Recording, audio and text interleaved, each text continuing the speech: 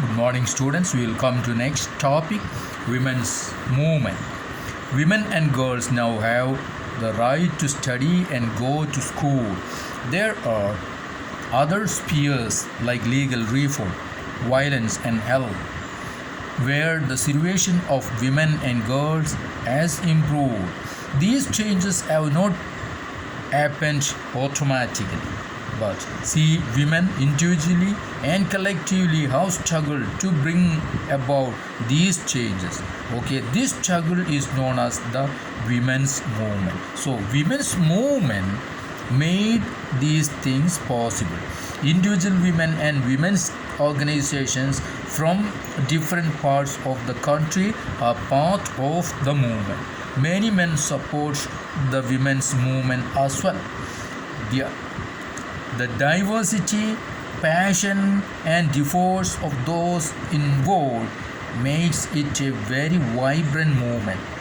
Okay, so different strategies have been used to spread awareness, fight discrimination, and seek justice. Okay, so the women's movement that this worked among the women in our country and brought many changes in the condition of women in our country. There are some glimpses of the struggle.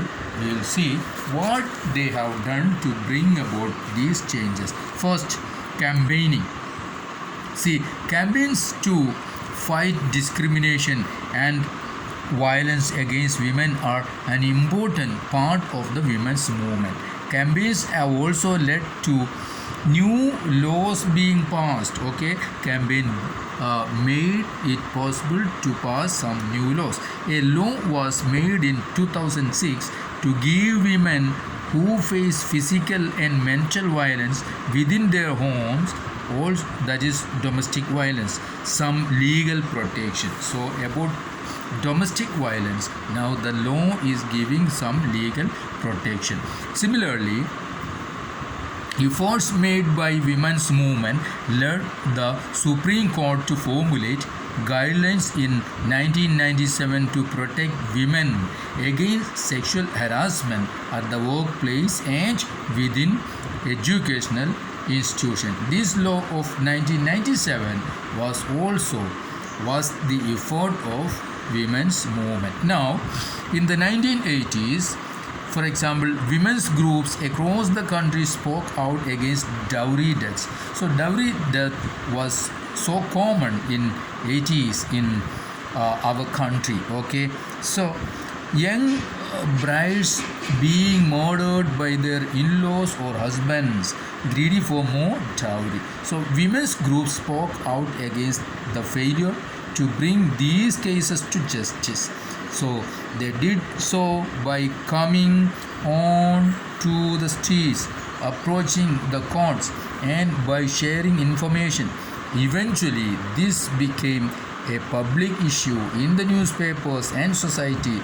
And what happened? The dowry laws were changed to punish families who seek dowry. So dowry is banned, legally banned in India. So now asking dowry or giving dowry, both are not lawful or banned. It is a punishable offense. Now come to next, raising awareness.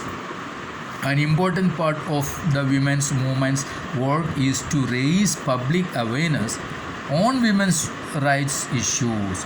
Their message has been spread through street plays, songs, and public meetings. So through these media, awareness in the society or among women is being increased. Okay, now then, protesting.